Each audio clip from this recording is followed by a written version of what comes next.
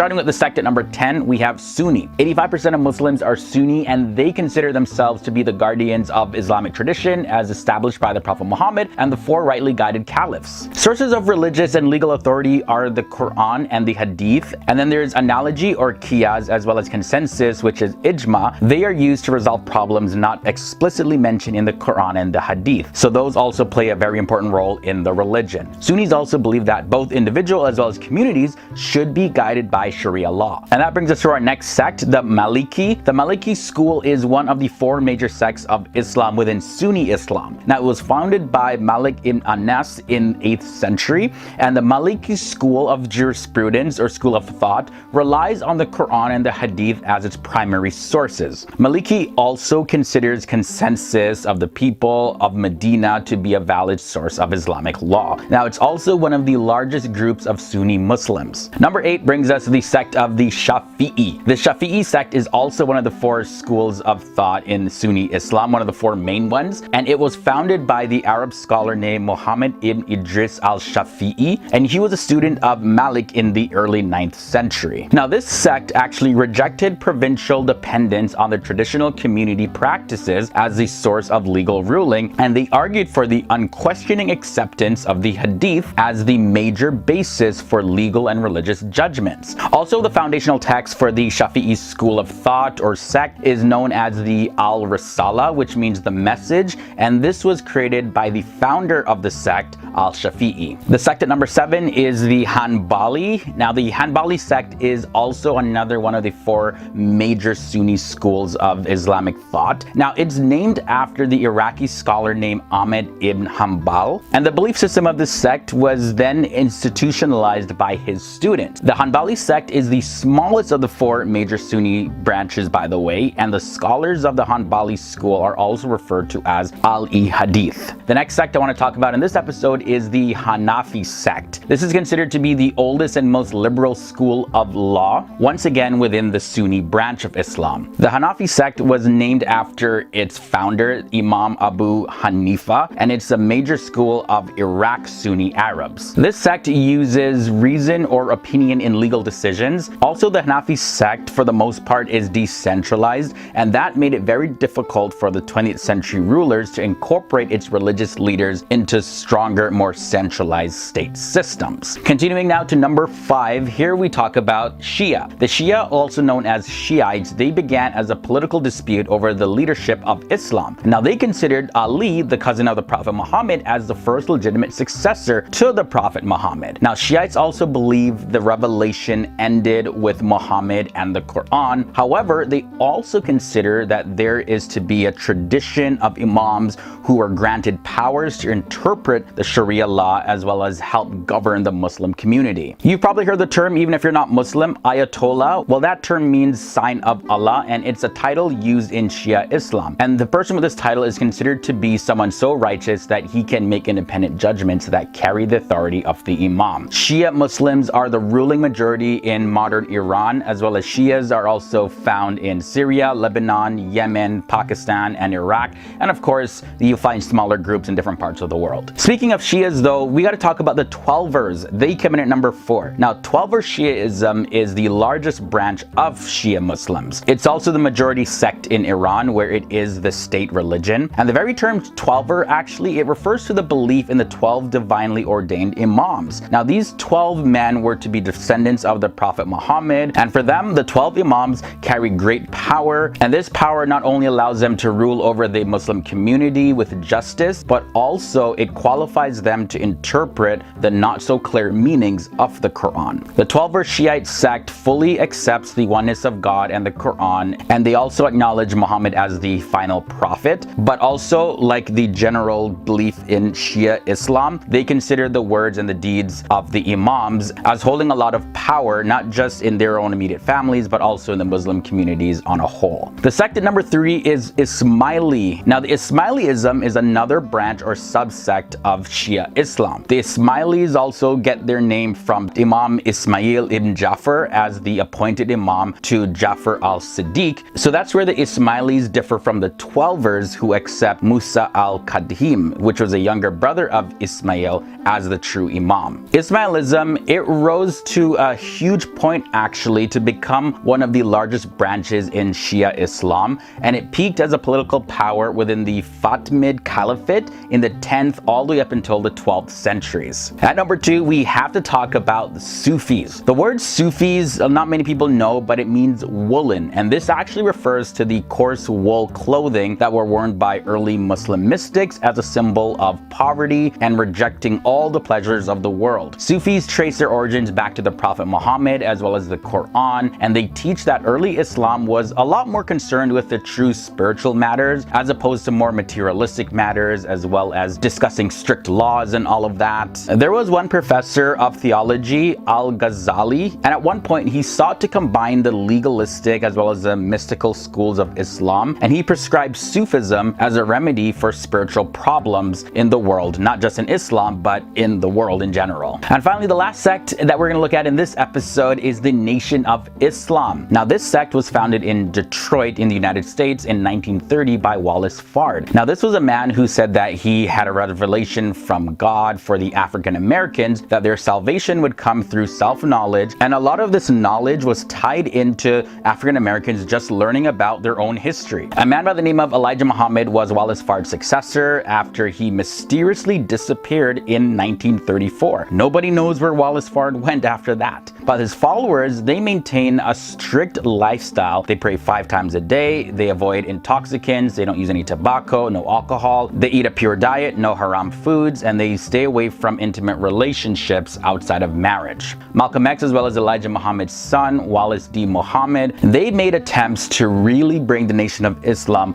more in line with traditional Islam. But it still, for the most part, operates as its own sect or religion. Now, there are 4 major traditions when it comes to studying Hinduism, and they are as follows. There's the Vaishnavism, Shaivism, Shaktism, and Smartism.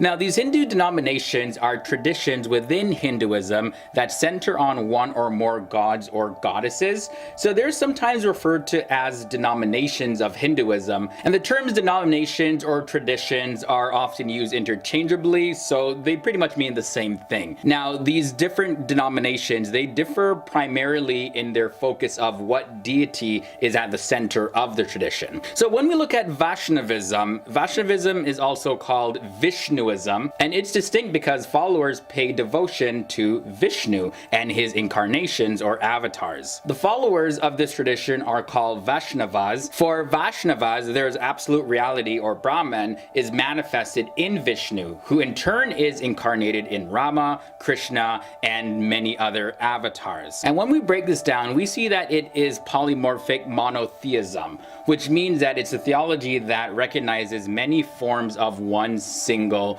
divinity, since there are many forms of one original deity. Through this, we have avatars. Through his avatars, the tradition states that Vishnu defends traditional righteousness in keeping the moral law, which is called Dharma. And among other popular names used for the Supreme Being are Rama, Krishna, Narayana, Kalki, Hari, Vithoba, Kesava, Madhava, Govinda, Srinathji, and Jagannath. Vaishnavism originated between the late centuries BCE and the early centuries CE, and it's really the mixture of the heroic Krishna Vasudeva, the divine child. And also mixed in there are Balakrishna of Gopala traditions. Vaishnavism comprises of many different sects and smaller groups that differ in their interpretation of their relationship between someone and the higher power or God. Then there is Shaivism. So in Shaivism, Shiva is seen as the supreme being, and the followers of Shaivism are called Shaivites or Saivites. Some trace the origins of this back to the Indus Valley civilization, which reached its peak around 2500 to 2000 BCE. Revering Shiva like this can be found all across India, as well as Sri Lanka and Nepal. Now, reverence to Shiva is very popular. It could have something to do with what the word Shiva actually means, and Shiva literally means kind, friendly, gracious, or auspicious. And when you use it as a proper name, Shiva means the auspicious one, and a name like that denotes success for people. So I don't know, who knows? Shaivism has many different sub-traditions as well, and there's different variations of them just depending on the region that you're in. You're going to notice some differences there. There's a lot of literature also relating to Shaivism because I mentioned it is so popular, and there's also several different schools of thought. One of the other major branches is Shaktism. So Shaktism is a worship of the Hindu goddess Shakti, whose name means power or energy. The full form of the goddess's name is Adi Parashakti, and it's very popular in the states of West Bengal and Assam in India. In this tradition, the metaphysical reality is considered to be feminine as a metaphor. And then when we examine the Sruti and Smriti texts in Hinduism, we'll notice that they're very important to the framework of Shaktism and its entire tradition. Yogis regard Shakti as the power that lies dormant within the body as a coiled serpent. You may have heard the term Kundalini. So that's what that energy refers to, the coiled serpent, the Kundalini power. And followers of Shaktism believe that this must be aroused and awakened in order to realize spiritual liberation and freedom. On top of that, Shaktism is an important part of Hindu Tantra, the whole system of practices and everything. This is really designed to empower people so that they can just be free in their mind and their body. Now, before I continue with the facts in this episode, just want to let you know that we do have a playlist dedicated to just videos about Hinduism. So Hinduism is a very complex and intricate religion or way of life, if you choose that word. And so we go a lot into the history and some of the meanings and the definitions and how the religion is structured on a whole. So I highly recommend watching those videos. I'll have the link to the playlist in the card section of this episode, as well as I'll have it as a link below in the video description. And then in case you didn't click on any of those, I'll have it at the end of this episode as well. Check those videos out to expand your knowledge about Hinduism. There's a lot that I cover in those videos. Now, the final tradition that I want to look at in Hinduism is Smartism. Now, Smartism is a bit different from other Hindu traditions because it's not just specifically about one god. It doesn't revolve around one god or goddess. Smartists is what you call those who follow Smartism. They may worship any god that they choose, but the most common of these gods are Shiva, Ganesha, Vishnu, Surya, Skanda, and Shakti as well. They're also open to worship any of the avatars of these gods. Now, the Smarta tradition developed during the classical period around the beginning of the Common Era. And the term Smarta also refers to Brahmins who specialize in the Smrta corpus text named the Griya Sutras. And when we look at the etymology of this word, the meaning of the term Smarta relates to memory or something that's recorded. So those are the four main branches of Hinduism, all of which have other sub-branches with different variations based on the region and also the cultural practices. Now, there are also many minor branches of Hinduism. Some of the main minor traditions are Shraudhism. Now, they put a lot of importance on the performance of a Vedic sacrifice called yajna, where they place various types of offerings into a fire. Then there is Suryism or Saurism, and this is a worship of Surya as the main form of Saguna Brahman, which means the absolute with qualities. There's also Ganapatism, where Lord Ganesha is worshipped as the main form of Saguna Brahman. Kamaram is another one that's found in South India as well as Sri Lanka, and in this tradition, Lord Muruga Kartikeya is the supreme god. Then there's also Indonesian Hinduism, where the followers consider Asintya as the supreme god, as well as they view all other gods as his different manifestations. I also found some other newer forms of Hinduism, and those are Ananda Marga, Arya Samaj, Ayavadzi, Brahmoism, Prathana Samaj, Ramakrishna Mission, Sri Narayana Dharma Paripalana. Yeah, try saying that 3 times fast. There's also the Swadhyay Parivar movement and the Satya Sai organization. Now, with these different traditions, it's very common that you're going to find Hindus revering Shiva, Vishnu, and Shakti, as well as celebrating festivals that relate to them in different times of the year. Many Hindu temples also feature multiple gods in there, so you're gonna find a lot of overlap in the Hinduism traditions. But with the freedom that Hinduism really brings, there's not much division in terms of what is the actual actual right belief in Hinduism, because it's so liberating and so free and open in terms of what you can believe in the religion. That's why many people don't want to call it a religion. They just say Hinduism is their way of life. Hey, listen, if this attribute connects with you, you're free to believe in that. If Shakti and female energy speaks to you, well, you're free to revere that as well. All still seen as different manifestations and qualities of the Supreme Being, God. Starting at number 10, we have the Latter-day Saints, or the Mormons. The Latter-day Saints movement was led by a man named Joseph Smith in the 1800s, and this denomination is better known by most as the Mormons, or the Mormon Church. The biggest church in this denomination is the LDS Church, and they're really known for their willingness to share the gospel and have general discussions on religion. You may even run into some missionaries throughout your day, like I've run into some personally throughout my life, and they generally are seen carrying around the Book of Mormon, which is said to be writings of ancient prophets who lived in the American continent from approximately 2200 BC up until 421 AD. Now, their denomination has around 16.5 million members. Moving on to number 9, Presbyterianism. Now, this is one of the older Protestant denominations. Presbyterianism has historical links to the United Kingdom, and most of the followers are based in North America or Europe. Now, the 5 main beliefs in Presbyterianism are Scripture alone, faith alone, Christ alone, grace alone, and glory to God alone. Some American presidents, by the way, including Donald Trump, have all been affiliated at one point or another to the Presbyterian Church. Approximately 40 million followers are found in this denomination. Now, next up at number 8, we have Methodism. Methodism has around 60 million members worldwide, and this denomination is based on the teachings and philosophy of John Wesley. Methodists are generally found in the United States and parts of Europe. When you compare it to many other denominations, it is one of the newer ones, and the biggest church in this denomination is United Methodist Church, which has 15 million members. The doctrines which John Wesley emphasized in his sermons and his writings and teachings are prevenient grace, present personal salvation by faith, the witness of the Spirit, and entire sanctification. Prevenient grace, by the way, was a theological teaching of his, and it states that all people were capable of being saved by faith in Jesus Christ. Next up brings us to the Oriental Orthodox Church.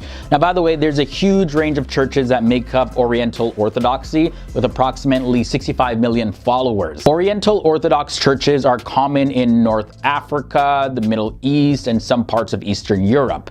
The Coptic Orthodox Church of Alexandria, Egypt, is considered the spiritual leader of the Oriental Orthodox churches. Oriental Orthodoxy believes that the human and the divine natures of Jesus Christ are completely united, and this is a concept that is rejected by many other Christian denominations. In the number 6 spot is Lutheranism. Lutheranism is particularly popular in many parts of the United States and also over in Europe, especially in Scandinavia. There are approximately 75 million Lutherans that can be found around the world today. The movement was named after Martin Luther and is known for having a diverse amount of beliefs, even within its own denomination. Now, if you're not familiar with who Martin Luther was, well, he was a 16th century German theologian and reformer who worked to reform the theology and practice of the Christian Church, and this resulted in the Protestant Reformation, where the Catholic Church and other churches split up. It's perhaps the biggest divide in all of Christendom. Now we continue with number 5, the Baptist Church. There's approximately 80 million Baptists that can be found around the world, with this denomination well known for its belief that baptism must be done only by a professing believer, and it can't be done at childbirth, because how can a child profess their faith in order to be baptized. Baptisms also involve full immersion. This is a huge belief of theirs because they reference John the Baptist and how he baptized Jesus according to the Bible.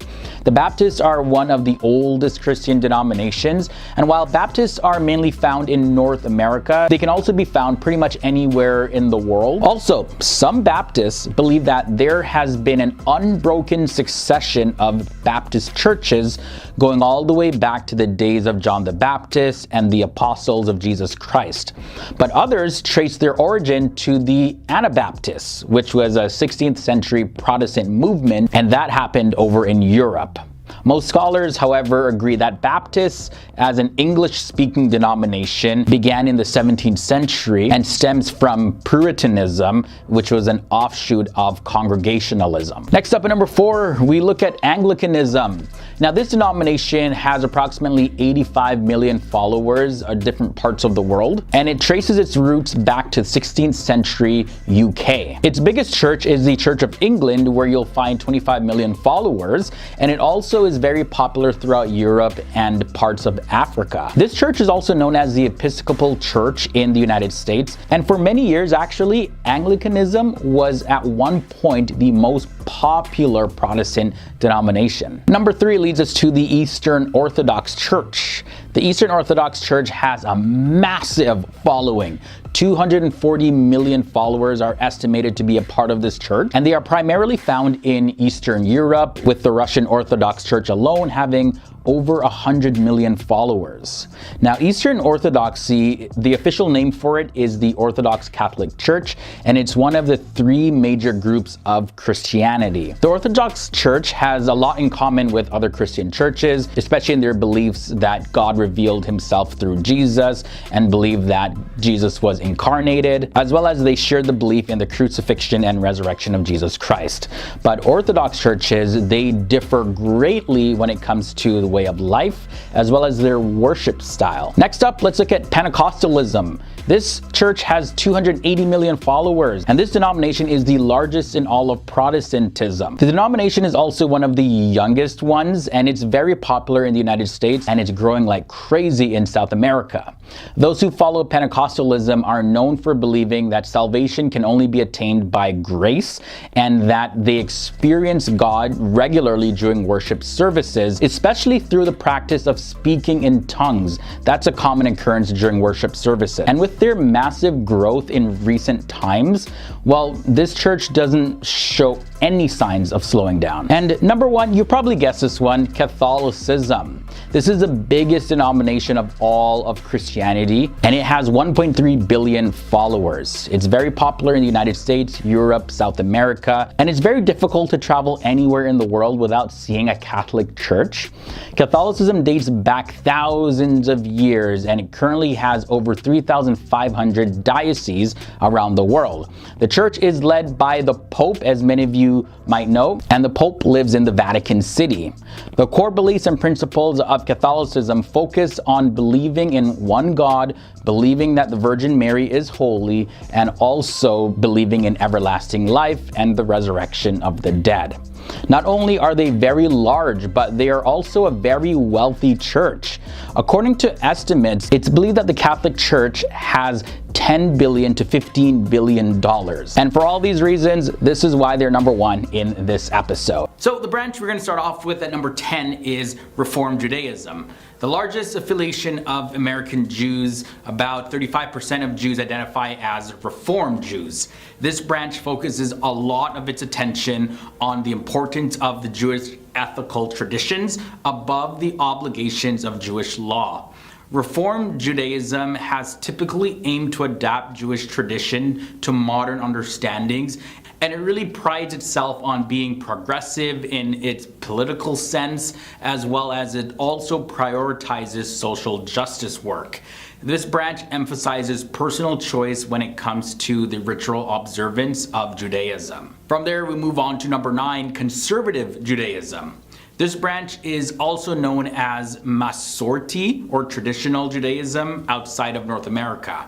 Conservative Judaism considers Jewish law to be obligatory, But one thing I really got to point out is that abiding by Jewish law in practice really allows for a huge range of observations among conservative Jews. Conservative Jews have historically been pretty much the midway point between Reform Judaism and Orthodox Judaism, which we'll be looking at next, by the way. So within conservative Judaism, you'll see that they have adopted certain practices like driving to the synagogue but nowhere else on Shabbat, which is the Sabbath day or Saturday, rather than having their adherents walk like other Jewish sects. You'll also see more equality among the genders in prayer in most conservative synagogues at least, but they will still maintain certain traditional practices like keeping kosher as well as holding traditional beliefs about intermarriage. For the most part, conservative Judaism continues to restrict its rabbis from officiating at interfaith weddings, but the branch has become a bit more liberal in its approach to intermarriage more recently.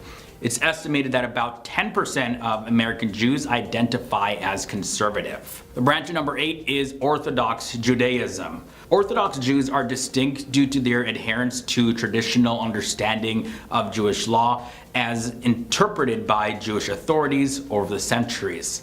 Some of the staple practices of Orthodox Jews include strict observance to Shabbat, so there is no driving, no working, no turning on electricity. You're not even going to see them turn off electricity. There's also no handling of money in any way on Shabbat. Also, they keep the kosher laws. Now, in number, they are actually the smallest of the 3 main branches of Judaism. 10% of American Jews identify as Orthodox, and Orthodox Jews have larger than average families, and their children are statistically more likely to remain practicing Jews. Just like Judaism in general, Orthodox Judaism can be further subdivided into different smaller branches. Modern Orthodox is up next. Also known as centrist orthodoxy, this branch was started primarily to harmonize traditional observance of Jewish law with the secular modern world. What modern Orthodox Judaism stands for is summed up in the motto of its primary institution, which is the New York Yeshiva University. And that motto is Torah Umada, literally meaning Torah and secular knowledge. The next branch of Orthodox Judaism is Haredi or ultra-Orthodox. Here we go, guys. Now, typically, they're known for their distinctive black hats, for men at least, and also their very modest style of dress for women. Yeah, this is like the typical image that people, I think, have when you mention Jewish or Jews or Judaism, whatever combination of those words. Haredi Orthodox Jews are the most strict in their commitment to Jewish law and statistically have the lowest amount of interaction with the broader non-Jewish world. One major exception, though, is the Hasidic Judaism Chabad Lubavitch branch, which is known for its outreach work. Haredi Orthodox Jews can be further subdivided into the next 2 main branches, actually. And I just mentioned them. We have the Hasidic Jews up next at number 5. Hasidic Jews are the offspring of the spiritual revivalist movement that began in Eastern Europe in the 18th century. Followers of Hasidic Judaism, known as Hasidim or pious ones, they drew heavily on the Jewish mystical tradition in seeking a direct experience of God through ecstatic prayer.